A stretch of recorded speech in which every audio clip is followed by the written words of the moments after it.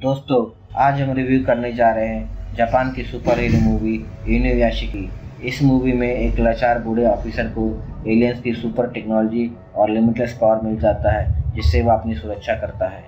Ichiro इनुयाशिकी एक normal salary person है जो मेहनत करके अपने फैमिली का बहुत ख्याल रखता है, लेकिन उसकी फैमिली उसका जरा भी कदर नहीं करती है।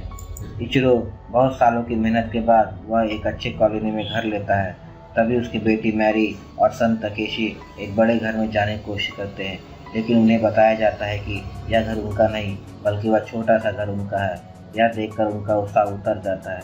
इचिरो अपनी मेहनत से इतना ही कर सकता था। इससे बच्चे निराश होते हैं और इचिरो को इग्नोर करते हैं। सभी का मूड बनाने के लिए इचिरो उनका फेवरेट खाना लेकर आता है, लेकिन वह लोग उसे इग्नोर करते हैं और वहाँ से चले जाते हैं। इचिरो ओवर टाइम काम करके अपने घर जा रहा था, तभी उसे रास्ते में कुछ गुंडे दिखाई देते हैं जो किसी आदमी को मार रहे थे।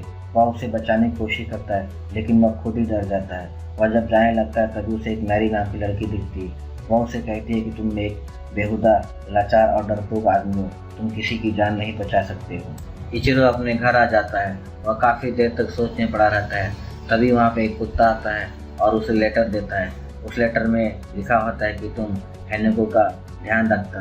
तभी उसकी वाइफ वहाँ आ जाती है और उससे कहती है कि तुम इस कुत्ते से दूर रहो। वह उसको मेडिकल रिपोर्ट भी देती है। फिर इचिरो उसे लेकर डॉक्टर के पास जाता है। डॉक्टर उससे कहता है कि तुम्हें 3rd स्टेज कैंसर है, अब तुम कुछ दिन के ही मेहमान हो। यह देख सुनकर इचिरो बहुत दुखी होता है। यह बात बताने के लिए इचिरो अपनी वाइफ को फ़ोन लगाता है, लेकिन वह उसका फ़ोन काट देती है। उसके बच्चे तो उसका जरा भी फ़ोन नहीं उठाना चाहते थे। इचिरो अपने कुत्ते के साथ पार्क में घूम रहा था।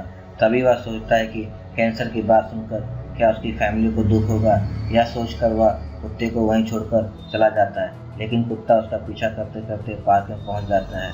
यह देखकर इचिरो को अपने गलती का एहसास होता है और वह हैनेको से माफ़ी मांगता है। तभी इचिरो को पार्क में एक आदमी बैठा हुआ दिखाई देता है और आसमान में तेज प्रकाश, वह प्रकाश बड़ा होते जा रहा था और अचानक से वह जमीन पर गिरता है, जिससे दोनों की एक साथ में ही तुरंत मौत हो जाती है। इस घटना के बाद उसकी नींद खुलती है। तब वह देखता है कि हैनेको उसके पास ही है। वह अपना चश्मा उतार कर देखता है कि बिना चश्मे के वह सब कुछ अच्छे से देख सकता है। फिर वह कंफ्यूज हो जाता है और अपने घर चला आता है। फिर वह देखता है कि उसके हाथ से एक मशीन जैसी डिवाइस बाहर आ गई है और वह सारा खाना खाया हुआ उल्टी कर देता है। इतना ही नहीं, उसके सर में से भी इलेक्ट्रिक डिवाइस जैसे कुछ फिटिंग की गई है और उसके सारे बॉडी पार्ट्स में कोई ना कोई इलेक्ट्रिक डिवाइस लगी पड़ी है। असल में उस दिन जो घटना घटी थी उसमें इचिरो मारा गया था। एलियन ने उसे गलती से मार दिया था। अपनी गलती सुधारने के लिए वो लोग इचिरो को मशीन के रूप में रिवाइव करते हैं। अब इचिरो के पास सुपर ह्यूमन स्ट्रेंथ और दुनिया की सारी मशीन की ताकत आ गई, लेकिन वह टिकटॉक में बिजी हो गया है। उस रात को जो पार्क में लड़का होता है उसका नाम हीरो है, उसे भी अब सुपर पावर मिल चुका है। वह अपने फ्रेंड नायोकी घर जाता है और उंगलियों से कबूतर मार गिराता है। इतना ही नहीं, अपने पावर से वह गाड़ियों को यहाँ वहाँ मक्खन की तरह घुमाने लगता है। उसके हाथ से मशीन जैसी डिवाइस निकलती है। यह देखकर नायोकी को सपने जैसा लग रहा था। दूसरी तरफ इचिरो अभी भी कंफ्यूज है। वह अपने घर जा रहा होता है, तभी उसे एक रास्ते में जख्मी कबूतर दिखाई देता है। उसको हाथ लगाते ही कबूतर ठीक हो जाता है और उड़ने लगता है। फिर इचिरो को एक माँ की रोने की आवाज़ सुनाई देती है। वह डॉक्टर से अपने बच्चे को बचाने के लिए गुहार लगा रही थी। तभी इचिरो वहाँ पहुँच जाता है और उस बच्चे को हाथ लगाते ही बच्चा बिल्कुल ठीक हो जाता है। यह देखकर इचिरो खुश होता है और अपने घर के लिए निकल जाता है। यहाँ पे यूकी को उससे क्लासमेट परेशान कर रहे थे। तभी हीरो वहाँ पे आता है और उसे रेस्क्यू करता है, लेकिन नायोकी उसे मना कर लेता है। उसे लगता है कि सुपर पावर ने हीरो को वायलेंट बना दिया है। सयोन उसी की क्लास की लड़की थी जो हीरो को पसंद करती थी। वह हीरो को प्रपोज करती है, लेकिन हीरो उसका कोई जवाब नहीं देता है। अगली सीन में हम उसकी मॉम को देखते हैं जो कि एक रेस्टोरेंट में वेट्रेस है। फिर उसके पिता जो एक रिच बिजनेसमैन है, उन्होंने उसकी मॉम को छोड़ दिया और दूसरी लेडी से शादी कर लिया है। उसके पिता के बच्चे हीरो को पसंद करते हैं, लेकिन हीरो उन्हें जरा ही पसंद नहीं करता। उसे लगता है कि इनकी वजह से उसकी मॉम बहुत दुखी है। हीरो दुखी होकर अपने घर जा रहा था। तभी उसे एक फैमिली के एंजॉयमेंट की आवाज़ सुनाई देती है। वह इसे अपने पिता से रिलेट करता है। वह उनके घर पहुंचता है और अपने पावर से सभी को मार देता है। यहाँ पे हीरो रिवेंज लेने की मूड में है और दूसरी तरफ याशिकी अपने मैजिक टच से सभी को हील कर रहा है। मर्डर अब न्यूज़ में फ्लैश हो रहा है। यह देखकर यूकी को शक होता है। उसे लगता है कि हीरो ने यह मर्डर किया है। हीरो उसे बहुत सारा पैसा ला कर देता है, लेकिन वह उससे बहस करता है और कहता है कि तुम्हारे लिए किसी को मारना कितना आसान हो गया है, अब मैं तुम्हारा दोस्त नहीं रहना चाहता हूँ। यह सुनकर हीरो को बहुत शौक लगता है। वो अपने घर आता है, तभी उसकी माँ उससे कहती है कि उसे पैंक्रियाटिक कैंसर है। उसकी बात सुनकर उसे गले लगाते हैं और कहता है कि मैं तुम्हें मरने नहीं दूंगा। इधर इचिरो का बेटा उसकी मॉम के पर्स से पैसे चुरा लेता है और मैरी भी कहती है कि अब उसे कॉलेज नहीं जाना है।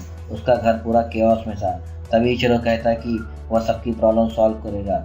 इचिरो को बुरा लगे इसलिए मैरी उससे कहती है कि उसे कॉलेज में बुली किया जाता है और लोग कहते हैं कि उसकी मॉम का किसी यंग लड़के से अफेयर है।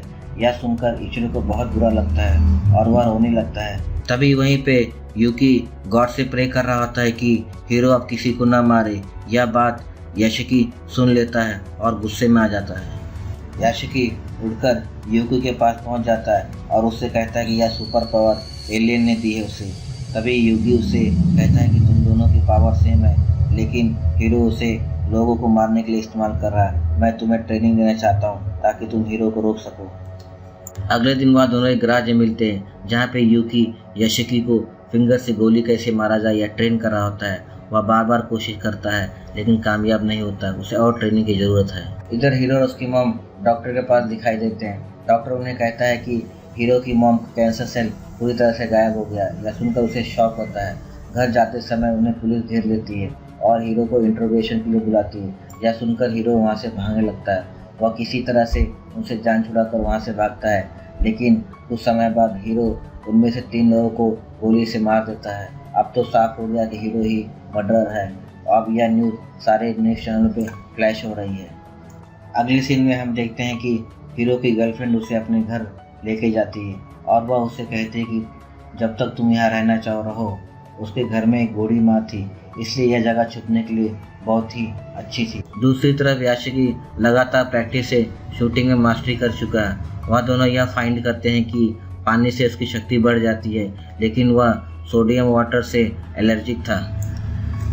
क्योंकि हीरो छुपा हुआ था, इसलिए मीडिया वाले उसकी मॉम को बहुत परेशान कर रहे थे। इंटरनेट पर उसे कई तरह की गालियाँ मिल रही थी। यह सुनकर हीरो को बहुत बुरा लग रहा था। फिर उसकी मॉम ने वही किया जो उसे नहीं करना चाहिए था। उसने कुछ दिन बाद सुसाइड कर लिया। यह सुनकर हीरो को बहुत गुस्सा आता है और वह कहता है कि अब वह सभी को मारेगा जिसने उसकी मॉम की बुराई की थी। जल्द ही हीरो को पता चल जाता है कि वह मोबाइल से भी और कंप्यूटर से भी इंटरनेट के द्वारा लोगों को मार सकता है। इसलिए वह एक एक को ढूंढ निकालता है और लोगों को मार देता है जिसने उसकी मॉम की बुराई की थी। हीरो अपने डिवाइस गर्लफ्रेंड को दिखाता है और उससे कहता है कि उसे सुपर ह्यूमन की पावर मिल चुकी है। वह आसमान में उड़ता है और अपनी गर्लफ्रेंड से वादा करता है कि आखिरी समय तक वह उसके साथ रहेगा। इतने लोगों के मरने के बाद शहर में अफरा तफरी मच गई थी, लेकिन उनमें से 5 लड़कियां बच गई थी। वह कहती हैं कि शूट करने के पहले उन्होंने हीरो को मोबाइल में देखा है। तभी पुलिस की टीम हीरो के घर पर हमला कर देती है, जिससे हीरो की गर्लफ्रेंड मारी जाती है। हीरो को यह देखकर बहुत दुख होता है और गुस्से में आ जाता है। अब उसका गुस्सा बदले की भावना में बदल चुका है। इससे पहले पुलिस कुछ समझ सके, वह बहुत तेज़ी से खिड़की से भाग जाता है और पुलिस हैरान हो जाती कि यह क्या हो गया। याशिकी यह सब घटना देख रहा होता है और वह अपने फैमिली मेम्बर से स्मार्टफोन ना यूज़ करने की सलाह देता है, लेकिन हमेशा की तरह वह उसकी बात नहीं मानते हैं। दूसरी तरफ हीरो ने शहर के सारे स्मार्टफोन और डिवाइस को हैक कर लिया है। वह बिलबोर्ड पर जाकर कहता है कि उसने जापान के लिए वार घोषित कर दिया है। यह कहकर वह सभी लोगों को मारने लगता है। वह सभी एक एक करके सभी को गोली मारता है। लोगों में अफरा तफरी मच जाती, लोग यहाँ वहाँ भागने लगते हैं। दूसरी तरफ यूकी और याशिकी हीरो के प्लान को ओवरटेक कर लेते हैं और डिवाइस को हैक करके सभी को स्मार्टफोन ना यूज़ करने की सलाह देते हैं। लोग उसी की सलाह मानते हैं और अपना फ़ोन फेंकने लगते हैं। अब हीरो को रियलाइज़ हो गया कि उसके जैसा कोई एक और है। फिर वो अपना प्लान चेंज करता है और शहर के चारों तरफ मिसाइल दाग देता है। यह तबाही देखकर याशिकी वहाँ पे पहुँच जाता है। याशिकी हीरो को शांत करने की कोशिश करता है, लेकिन वह उसकी बात नहीं मानता है। अब दोनों के बीच में लड़ाई शुरू हो जाती है। फिर दोनों उड़ते हुए एक स्काई स्क्रैपर की तरफ जाते हैं। तभी याशिकी की बेटी उसे हेल्प के लिए बुलाती है। उन दोनों के बीच में काफ़ी देर तक संघर्ष चलता है। वह फाइट करते करते एक स्काई स्क्रैपर पर पहुँच जाते हैं, जहाँ पे हीरो और याशिकी आमने सामने हो जाते हैं।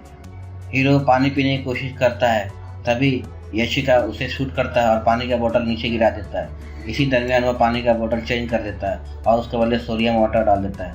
या उसे पता नहीं था, वह पानी पी जाता है। उसके बाद वह खूब देर तक सब जगह मिसाइल दागता है और याशिका को मारने की कोशिश करता है।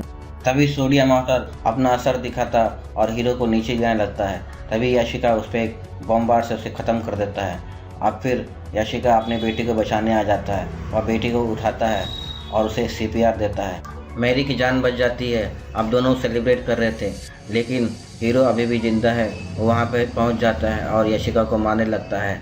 तभी मैरी की आँख खुलती है। अब हीरो मैरी को खिड़की से फेंक देता है। यह देखकर याशिका को बहुत गुस्सा आता है और अपना वह रोबोटिक पावर बढ़ा देता है और हीरो पर हमला करता है। इस बार वह हीरो को हरा देता है और उसके 2 टुकड़े कर देता है। फिर वह खिड़की से कूद जाता है और अपने बेटे को बचा लेता है।